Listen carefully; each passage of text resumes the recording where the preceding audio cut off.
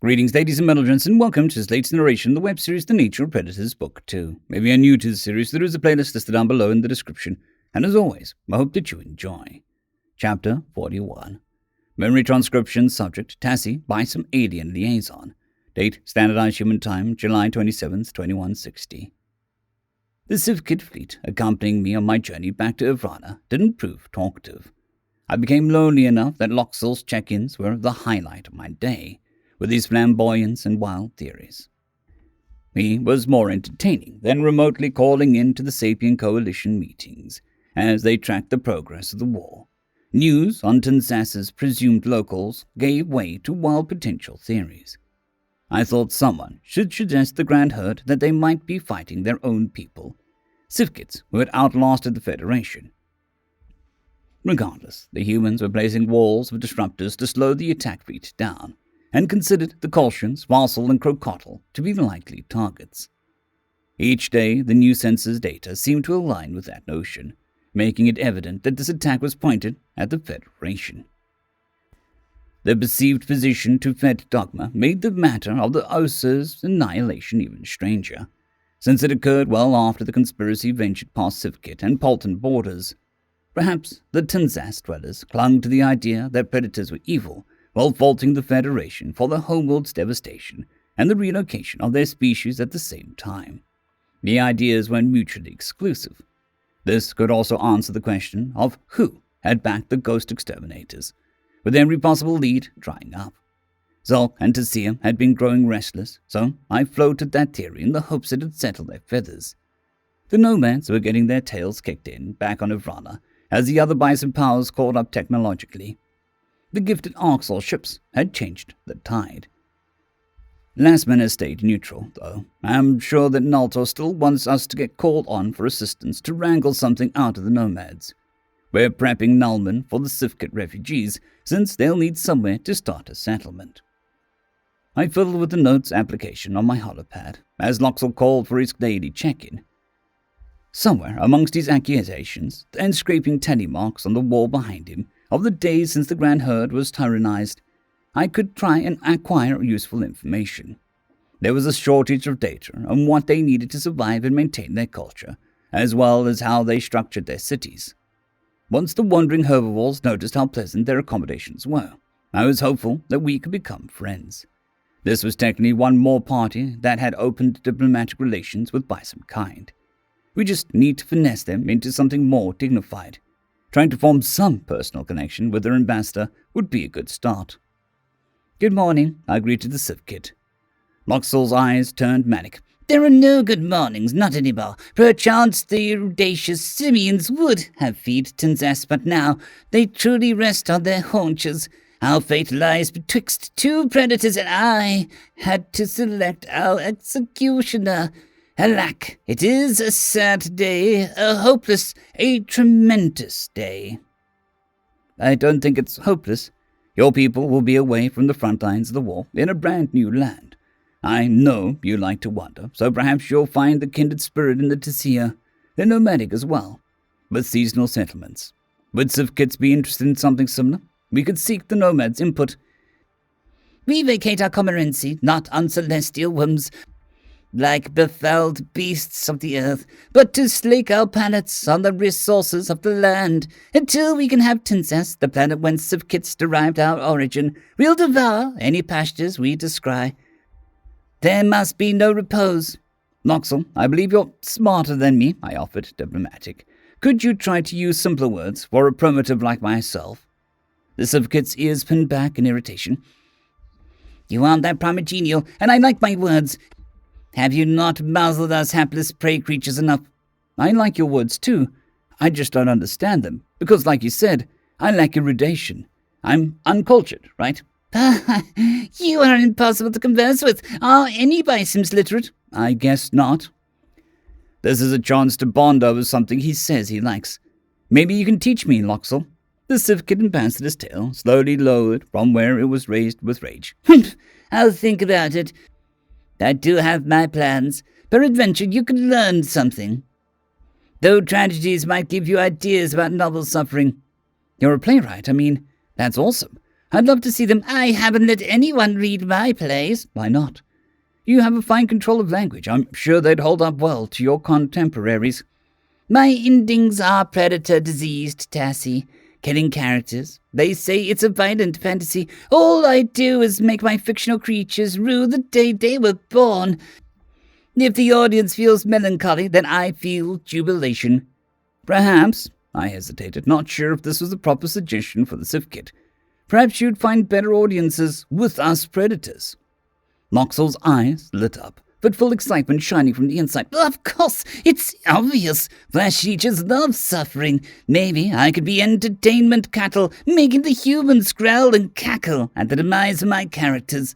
The soldiers here at the base. That's brilliant. I bid you adieu, reaver of fish. The Civ Kit hung up without expending another second on the call. Concerns about the state of the refugees thrown aside, amusement flickered in my mind as I weighed how the ambassador might go about being entertainment cattle. The humans on the Polton Terran base weren't ready for what was about to hit them. I was a bit curious just how tragic Loxell's endings were, if they were the root of most of his predator-diseased accusations. Literature was never my field, but alien media was the exception. I'd love to devour anything created from another culture, and it might give me some small insights into the Civ Kit customs.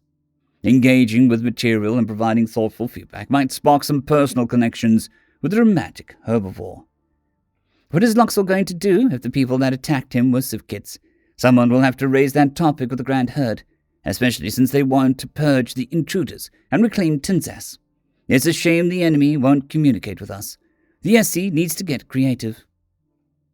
My eyes drifted over to the timekeeping device, sighing as I saw there were still a few hours to kill before the day's SC proceedings.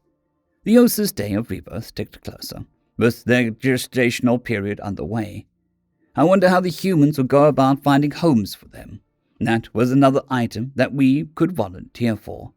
As carnivores ourselves, bisons were more qualified to raise a predatory species than Federation-tempered herbivores. Beyond the political benefits, I believed it was a noble purpose, bringing a slaughtered race back from extinction. If it was my kind that had been annihilated for our diet, I would want someone to care enough to do it the same. It almost was bisons wiped out by ghost exterminators. Bison diplomatic vessel. This is patrol vessel UNS Audacity. Please acknowledge. A hail buzzed over the speaker, jolting me from my thoughts.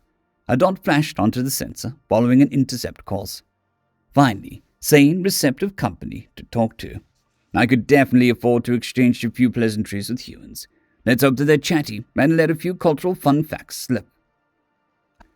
I leaned over the microphone, accepting the transmission. UNS Audacity, this is Dr. Tassie. I'm escorting Civ Kit refugees back to Avrana for their safety. My travel plan should have been relayed ahead. Any deviations aren't intentional. Is there something I can help you with? We have a sensitive matter that we would like to discuss in person, away from prying ears. Requesting permission to board your vessel, came the reply. It's in Avrana's best interest to hear what we have to say. We prefer to talk to you without your generals around. I don't have the authority to make decisions for my government or about military policy, but I am happy to talk with allies. I always have time to cultivate friendship between humans and bisons. That's greatly appreciated. Please just drop into real space for a moment, and these coordinates. You can continue along your FDL flight path after that. We've become skilled at quick boardings, so it won't be much of an inconvenience. It's not a concern. I'll welcome humanity's visitors at the specified location with gladness. My flippers input the forwarded coordinates to transition to real space, though I was puzzled by what sensitive matters they wished to tackle outside of Nalthor and Zalk's view. I wondered whether I should relay a message back to Bison military officers. My chief loyalty was to Avrana and her people, and I didn't want to circumvent their authority. What gave me pause was that the Terrans might be looking for a less heavy-handed approach than the duo could afford.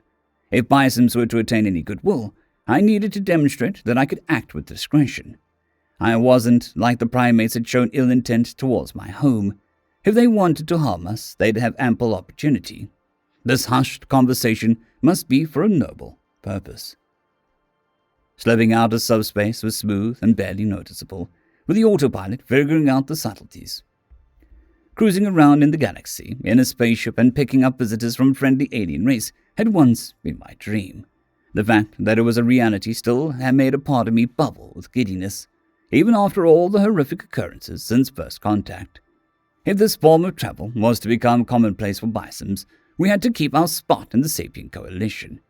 Humanity weren't deities or miraculous saviors, but they were kind-hearted species who hadn't let persecution defeat them. I wanted to work alongside them as equals. I hoped that they could reignite the awe and wonder for the universe I'd felt when their shuttle first landed in the Grey Basin. The connection of the UNS Audacity was imperceptible, aside from the slightest tremor passing through the floorboards. I waddled over to the upper hatch and heard 3 taps against it. The humans wouldn't blow the door off on friendly visit. I lowered a ladder for easy access and popped the seal open. A set of primate legs clambered down, revealing an older woman that I recognized from a recent SE briefing. A shiver passed down my spine, remembering how the Thafki ambassador had lobbed an accusation of bisons over the Arxol's escapade, one that hadn't been incorrect. I wasn't sure how we'd fulfill our pledge to lobby for Kaisel's people when suspicions were already upon us. What is General Jones even doing here? It's strange for a high-ranking military official to pay me a visit without Nalta or Zulk around. I don't see what she'd even want from me, especially if she's here to share relevant intelligence. Blue-grey legs straddled the ladder after Jones, taking a cautious approach into the shuttle. With the Thafki's accusation fresh in my mind, I was worried to see that species amongst the boarding party. My concerns eased when I recognized the white fur patched on her chin. Heliska looked as shrewd as she had during our games of migration. The semi-aquatic herbivore excelled in long-term strategizing, something my intuition told me she had in common with Cora Jones. Hattie's body language was much less open than it was during our boarding time, and I wondered if she believed the ambassador's accusation. Could I even deny it to her face, knowing how deeply the Arxol ravaged her people? Hadn't I betrayed her by helping her oppressors? The third and final visitor was another familiar face, one that had been kept away from Ivrana ever since the Tissia shared their story. Nulia, the quiet, observant one who loved to people watch, maneuvered onto my ship. I was happy to see the Gojid sociologist, since I'd never had the chance to assure her I didn't hold the Starlight incident against her, even if the Tissia did. She'd done everything in her power to atone for what members of her race did. Nulia's return to the Sapient Coalition and shouting the tale of Ivrana's attack to the galaxy was likely what made Anza reach out at all. We had a lot of catching up to do, given how Dustin had been the one showing us the ropes in the SC trial period. "Hanley, Nulia, I can't believe that you came all the way out here to visit me," I chirped, opening my flippers in a hug invitation. "I was getting lonely after such a long trip. It's really good to see the 2 friendly faces. I'd welcome company, if you'd care to hitch a ride." The Gojid waggled a claw. "I'd love to hear how you're adjusting and what you think of the various societies. Have the full context on how they changed since joining the SC, and what they were like before the Federation. However, I'm afraid that's a topic for another time." "Of course. General Jones, you said you have sensitive matters to discuss, and I'm all ears. I confess that I'm quite curious how both of you wound up tied with someone I believe deals in intelligence." "We want you to tell us everything about your dealings with the Arxol, Tassie," Jones commented idly. "Your friends pieced together several things that were off about your behavior, and I stitched together the rest. It's time to come clean. Whatever information you have on their plans, you need to share it with us." Eliska's eyes were cold and impassive as she inspected me. "As a neuroscientist who knows how your brain works, I thought I'd understand more of how you're thinking. In a scientific sense, I do, and yet I thought you felt some sympathy for how those feckers terrorized my species. You've heard about the generational trauma, how Thafki were relegated to cattle farms, and you think they should be released, that we should deal with them and act like nothing happened." "Of course not. Look, I was morally opposed to dealing with the Oxer at all," I blurted, cowering under the smouldering glare. The Thafki didn't look fearful, like she had at the feast. She seemed hateful. "The Yodel put us up to it. They said that they'd block us from the SE if we didn't go along with it. We, communicated with the Greys, and just like that, we got a trial introduction. It's the truth." Nulia sighed in disappointment. "The technocracy shouldn't have put you in that position. Your secrecy about the visit to Lian and the mysterious benefactor feeding you tech. I understand that Bisons did it for advancement, and a seat at the table. But I don't understand why you went along with it, Tassie. It's so unlike you. I'm sorry, Kaisel said that the collective was leaving isolation one way or another, and I figured helping a diplomatic bid was better than war. I never wanted more conflict and death. It broke my heart hearing about your checkered past, on top of seeing global conflict break out amongst my people. Please believe I only wanted to keep Bisons and the wider galaxy safe. Please. Is there a reason you didn't think humanity would know about this? Jones asked. I didn't want anyone to know we met, because of optics. We didn't plan to speak with the Oxel or learn. Kaiser was just there because the Yodel have trading aspirations. If we withdrew, there was no getting into the SC. I confess, I really wanted a chance with the galactic community to be a part of it all. I see how Hallie and Nuria are looking at me now, but maybe it's time to at least hear the Ox are out. The Gojit's eyes were also stern. The Oxel's crimes are still in living memory. They raised my entire planet, which separated me from my mother. My species is endangered as much as Heliska's, and that is hardly their first raid against us. It was only a remarkable captain who fended them off earlier, and let it be borne at all. That's horrific, Nuria, and I am sorry, but blaming the current Oxor is like blaming you for the ghost exterminators attacking us.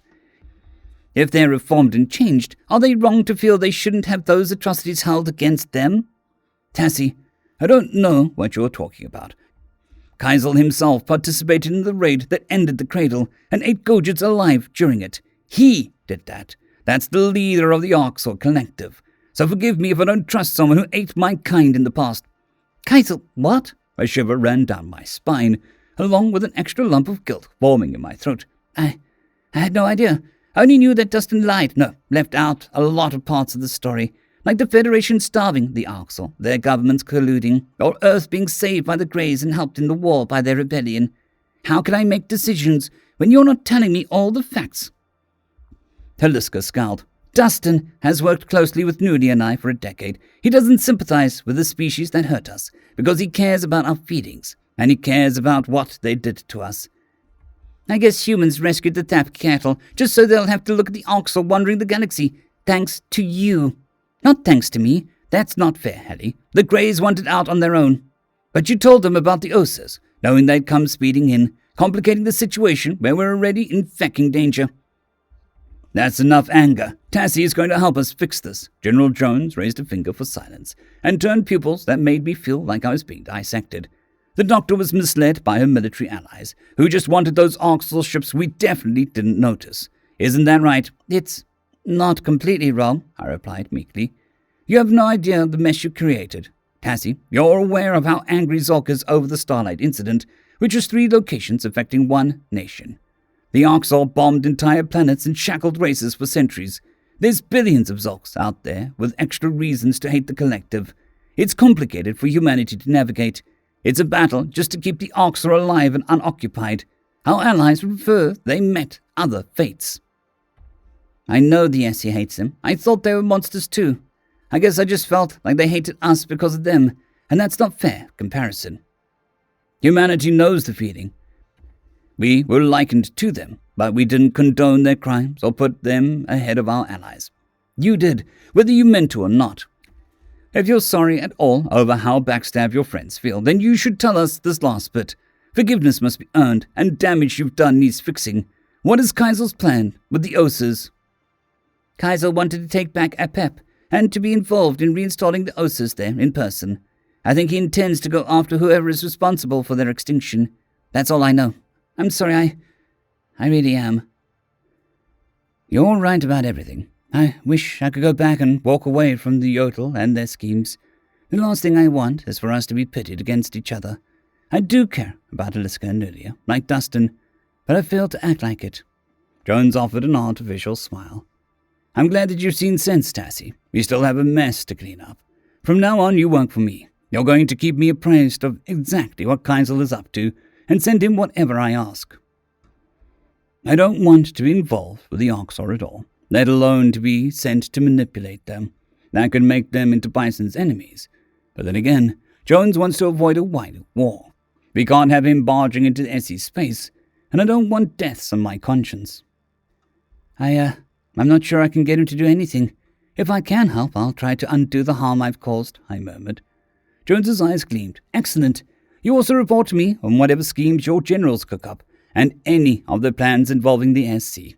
You're going to help me ensure Bisoms don't go causing more problems at a time like this. I suspect you have Noltol's ear." "What? I wouldn't betray Lessman like that. I want to protect Bisoms, not...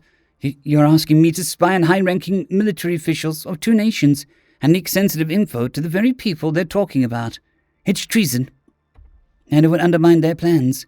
I love my planet and my country. I want what's best for them, not to weaken their standing. Naltor and Zolk chasing military gain isn't what's best for you. As for treason, there'd be no paper trail for them to find. All you have to do is get regular memory scans. That's it. Consider it keeping an eye on you. Parenting." "We don't need parents, General. I'll try to push them towards more peaceful, cooperative ideas of thy own free will. I've already been trying to turn our resources towards more altruistic causes. Look at the Civ Kids. We can be team players. I can't do what you're asking, but I beg for you to give us a second chance." The human looked unimpressed. "You can do what I've asked of you, or we can share the Bisom's involvement in the Arxor scheme of the SC. Something tells me Irana would wind up almost as isolated as the Arxor, and with as few friends. Humanity can shield you from all of this, of course, but we just need eyes on you to ensure that we won't get circumvented again." I froze in place for what felt like an eternity, mortified at potentially being locked out of the galaxy for good.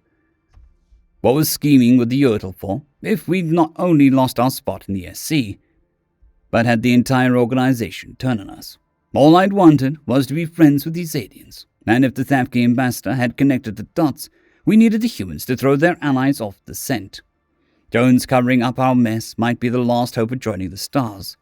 Well, she hadn't dangled it over my head. We also were reliant on the Terrans to fix Irana's biosphere. The General was only asking this because we betrayed her trust, forcing her to ensure that we didn't ice her people out again. "Fine," I relented. "Nothing that outright hurts my people or endangers lives. That's where I draw the line." Victory sparkled in the primate's binocular eyes. "Excellent. We're on the same side. There's nothing to worry about. Oh, and since you mentioned those Civ Kids, try to get closer to them too. We appreciate the tip about Tinsass, but it'd be useful to know how they found out. Now, I think the three of you need a chance to talk things through. Enjoy the ride home, ladies."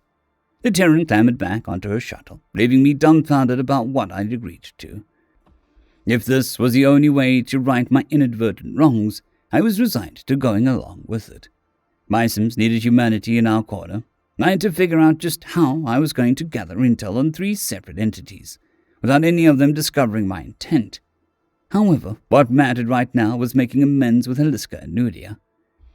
My alien friends had to know that I cared for them deeply, and that betraying their confidence had never been my intent. End of chapter. I would like to thank our T5 members and patrons, Casper Arnholtz, John Creighton, Vitmori, 050, Dragzoon W.R.E, and Elijah Silvercross. Thank you very much.